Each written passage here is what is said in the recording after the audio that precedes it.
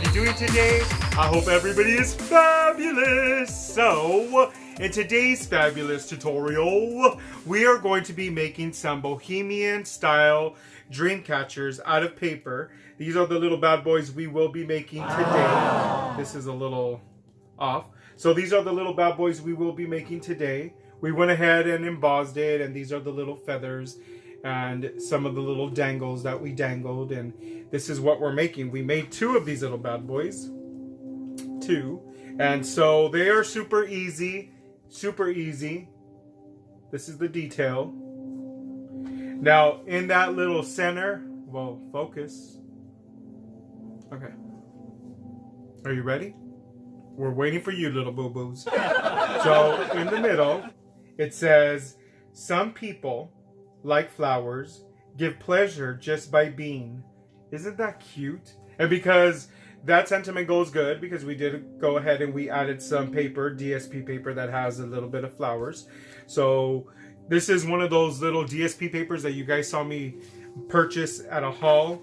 I think it was a one time when it was buy one get 2 free paper packs at Michael's. We went ahead and we picked this one style that you guys normally would never see me pick. I always usually pick darker color paper, or bright colors, and this time we went ahead and went more with like the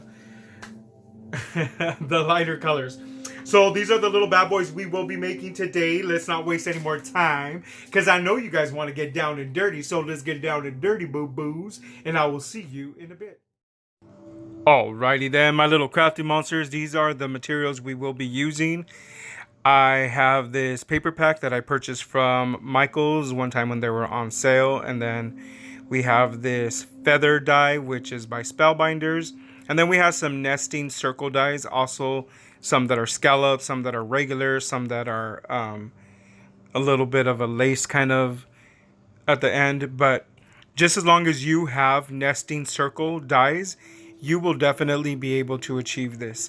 Or you guys could also go ahead and find anything that's circled, the sizes that you guys want. Just trace those and cut those if you don't have any dies.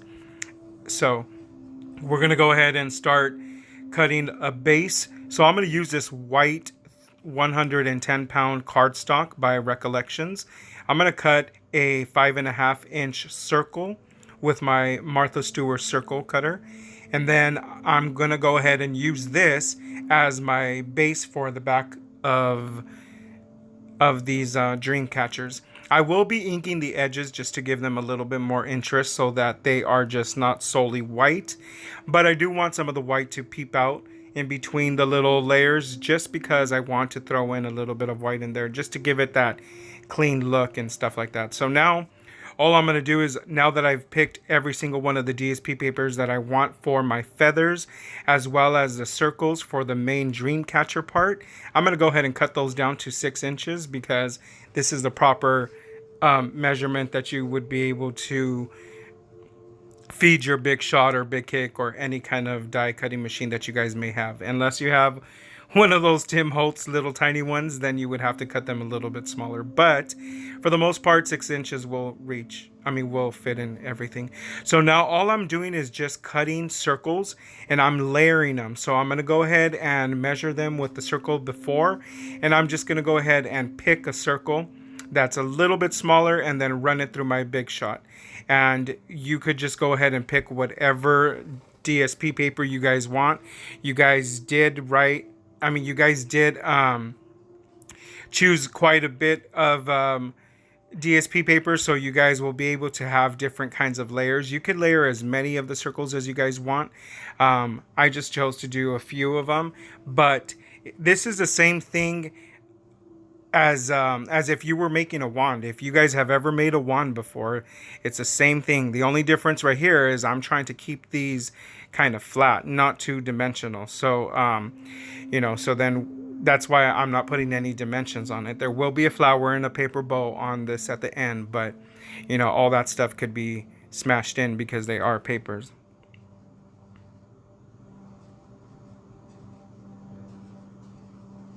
So now that you went ahead and ran everything through your Big Shot and everything, you've already coordinated whatever DSP paper is going to be whatever size little circle and how you're going to layer it and stuff like that. Then we would be able to go ahead and start cutting our feathers out of the same. I wanted to keep everything uniformed, and usually when you buy a paper pack, all of those papers that come in that paper pack will basically coordinate with each other, or will basically look really, really good with each other. So in order for me to prevent any confusion, because I'm not really used to using these kind of light colors, you guys already know that if you guys have seen a lot of my work, but in order for me not to, confuse myself with all of the colors, what I did is I just solely just kept just using just that little paper pack. And so, sorry, I had to snap at Matthias. He was trying to chew up one of the papers. No, Matthias. I'm sorry, guys. So go ahead and choose whatever DSP paper you guys want. But for me, I just chose all of the DSP paper from the same paper pack, just so that it would be on the safe side for me, that I chose paper colors that were going to go with each other, basically, is what I'm saying. Well, that was a tongue twister, Jesse. So anyways, right here, all I'm going to do is I'm just going to go ahead and start cutting out my little feathers with some of the DSP paper that I picked out for the feathers. And this is like a Big's die. If you guys have ever had a Big's die, it's basically the same thing, but this one is just made by Spellbinders. So you would just basically use your cutting plate and just that die alone. You wouldn't need a platform, because these dies are already with their platform. So that's how that works. Once you guys got all these done, what I'm going to do is I'm going to go ahead and just ink the edges of the little circles, that big white circle in the back. Remember, I was telling you guys, we're going to go ahead and ink that just so that it gives it a little bit of more interest, and so it's not just plain white. And then we're also going to ink the very first circle, because I felt that rose DSP paper and then that little butterfly DSP paper in the back of it kind of blended in a little bit too much. And so that you would be able to see the layer of that, I'm just going to go ahead and ink the edge of that so that it'll also pop out. It'll just be like, bam, boo boo, I'm right here. So that's all I'm going to do right here. In that little circle, that very last one that I'm inking right now, that one also we're going to go ahead and stamp it with a sentiment. And we're going to go ahead and stamp that with embossing powder, with gold embossing powder, because there is little gold accents in the paper that we're using. And then we're also going to be using some little gold ribbons and stuff like that. So it's going to be very cute, my friend. Very, very, very cute. So all I'm going to do now is use my Versamark watermark ink pad. This is what I use whenever I'm going to go ahead and emboss with any kind of powder, because it works fabulous. And so this is the gold embossing powder and my little embossing powder tray that I have. You will also want to use something spongy. You could use some foam sheets in the back, or in the bottom, or anything that is kind of like foamy, so that you can go ahead when you stamp that you're going to get a clean, crisp stamp. And that's what this little stamping tool does. It basically gives you that cushion so that your stamp comes out really, really good. It's called a stamping tool by Sizzix. And we did purchase this at Michael's kind of a while back. I'm pretty sure if you guys have been following me, you guys have seen this tool a lot of times. But if you're new to my channel, we purchased these at Michael's. And so right here, I'm just going to go ahead and pick up that little sentiment. That little sentiment is from one of my stamp sets that I used to be a subscriber for May, and I had it for a while, so I said let's go ahead and use it. And so we're gonna go ahead and use this little bad boy, because I felt that the sentiment that it said was perfect. And so it basically says some people like flowers, our pleasure of being around. I have something like that. Hold on, I'm gonna go ahead and read what it says at the end of the video. I'm not even gonna try to read it right here, because I'm trying to read it, but it looks so small in this video. It's really, really small. Jesse cannot see like that, mijo. I think we're just, that age where, your eyes are not as good as they used to be. So now what we're doing right here is we're going to go ahead and heat our heating tool. I'm just letting it get hot so that I don't warp my paper by having to keep that heating tool on it just in order for it to melt that embossing powder. So I'm going to go ahead and grab my little tweezers that I'm going to hold this paper with, because that's pretty hot. And then we're just going to go ahead and hit it with our heating tool until that embossing powder melts. You know when it melts, when it's not grainy looking and it's just smooth and metallic looking. It is amazing. Whoever came up with this was, I mean, they're like awesome. But anyway, so now what we're going to do here is I just want to kind of look and see how long I want all of these little ribbons and strands and stuff that I want dangling down from here. And then I'm just going to go ahead and cut everything to the same size. So I'm going to basically use whatever item I choose to cut. I'm just going to cut that, and I'm just going to use that to measure all the rest of the stuff. Now, because I'm using this twine, and this twine has a tendency to unravel, I'm going to go ahead and grab some glue with the tip of my finger, and I'm going to go ahead and rub it on the ends, on both ends of each one of these strings. This will basically just hold it from, you know, from unraveling, because if you guys have worked with these kind of twines, you guys already know. You know the drill, my little crafty monsters. But if you don't, these unravel, and we don't want them to unravel because we just want them to dangle, and that's where we added some glue. So now I'm just going to go ahead and cut all the little ribbons. I'm using all kinds of different little ribbons, white ones. I'm using some gold ones. That twine that you guys saw, the white with the gold, that's a little gold as well. So like I said, I'm throwing in gold in here. You guys already know I love me some gold in my projects, of course. But anywho, I just think it just gives it that little shimmer sometimes. If you're not going to use glitter, then use a little bit of metallic gold or silver or something like that. I mean, silver would have looked really cute on this too. And I do have a lot of silver stuff, so I really should have just used that. But Jesse wasn't thinking. And so now what we're going to do here is we're going to go ahead and string all of our little feathers. And I'm using this regular little, what is it? It's the thinnest crochet thread that there is out there.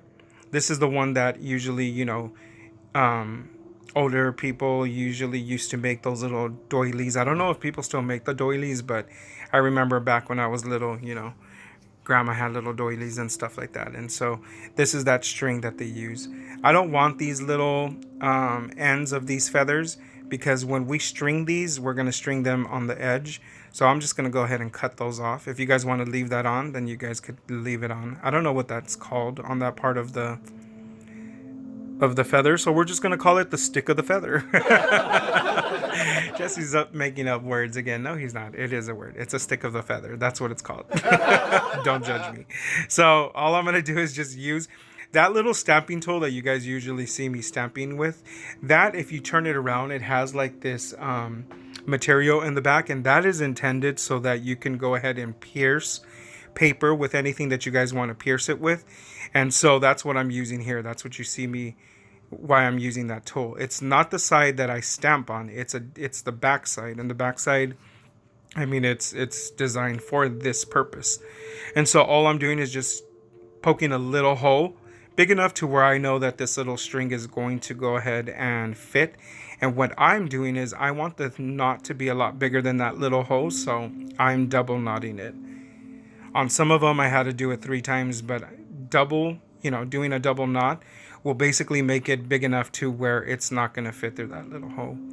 So right here, that's all I'm doing. I'm just going to go ahead and string my feathers so that we can go ahead and hang these down. Once you do this, my little crafty monsters, it is super duper easy after this. I think it's just a little time consuming, but you know, nothing that's not doable. So yeah, we're ready to put these little bad boys together. We're going to go ahead and get some double-sided tape, because this is how we're going to hold down all of our little ribbons and all of our little feathers. And then we will be using some glue on top of this, but this is just to keep them secure so that I can go ahead and glue these little bad boys down. And so right here, you're just going to go ahead and arrange your feathers and your little dangles however you want. Now, I'm calling them dangles, but they're probably called just ribbon strands. But I think dangles is a little bit better. And so go ahead and just arrange them however you want. Like I'm just putting, you know, some gold here, some whites here, and just kind of spreading the love all around my little crafty monsters. And I just really love how these came out. I mean, these came out super duper cute. And also, they're really easy. I mean, you guys saw how easy it was. I know I say that all the time, but they were pretty easy. And so right here, I'm just going to go ahead and layer all of my little circles now, because it is time to put this little bad boy all together. And then once you have layered your little circles, make sure this one is straight, because this is the sentiment and you want it to be pretty straight. Because if somebody's going to hang this, there's nothing worse than having your little sentiment kind of off a little bit.